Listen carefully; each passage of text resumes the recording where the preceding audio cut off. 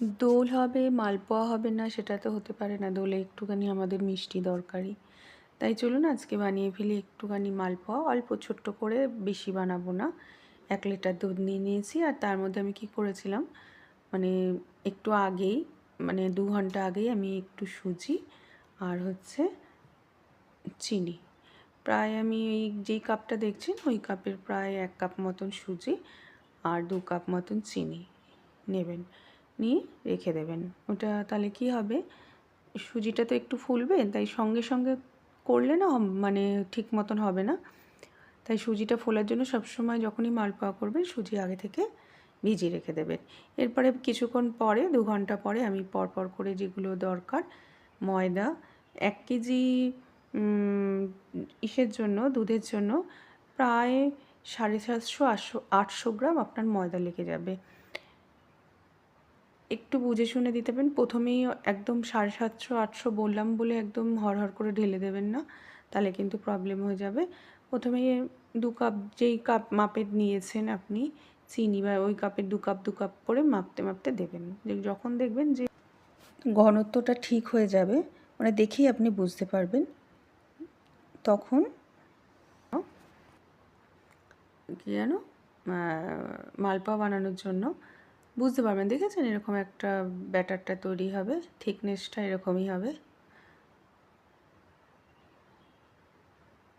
এরকমভাবে মানে দেখে নেবেন যে, আবার যদি হয়তো আপনি বুঝতে পারলেন না, এটা আমি একটা বলছি, দেখুন নারকেল মৌরি এগুলো সব দিয়ে দেবেন। আর একটা বলছি যে আপনি বুঝতে পারছেন না যে এটার থিকনেসটা কেমন হচ্ছে, মানে তেলে দিলে ছড়িয়ে যাবে কি না, বা তেলে দিলে গোল হবে কি না, তখন কি করবেন, একবার তেলে দিয়ে ছেড়ে যদি দেখে নেন যে হচ্ছে না, তখন আরেকটু নয় ময়দা বা সুজি একটু মিশিয়ে নেবেন। এমনি করে করতে হয়। একদম কেউ পারফেক্ট নেই যে একদম যা দিয়েছি তাই হবে। হ্যাঁ, যারা অনেকবার করতে করতে মাপটা দেয় বুঝে গেছে তাদের ঠিক হবে।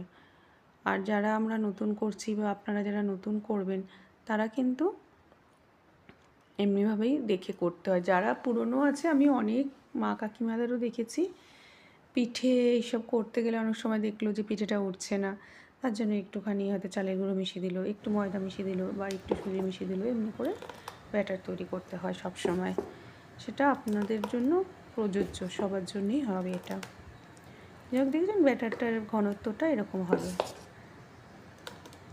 একটু, মানে আর অনেক সুজিটা কেন করে মানে আর সুজি আর চিনিটা কেন করে নিতে বলছি বলুন তো, মানে চিনিটা ফুললে তো পাতলা হয়ে যাবে দুধটা, সেই জন্য চিনিটাও আগে করি, তাহলে ব্যাটারটা ঠিক থাকবে। আপনি যেটা করবেন সেটার মধ্যে পাতলা বা ঘন হবে না।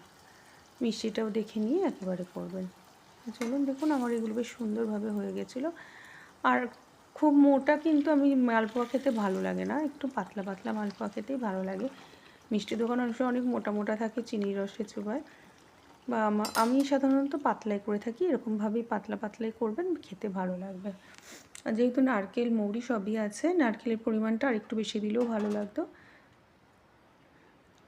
তো চলুন এরমভাবেই কতগুলো সব ভেজে নেব, যতগুলো আস্তে আস্তে আস্তে আস্তে পারবো। আর একটা একটা করে দিলে আমি দেখেছি গোল হচ্ছে। আর ছোটো কড়াই তো, একটা বেশি যদি দুটো দিয়ে দিচ্ছি, মানে একটা ওভাল শেপ নিয়ে নিচ্ছে।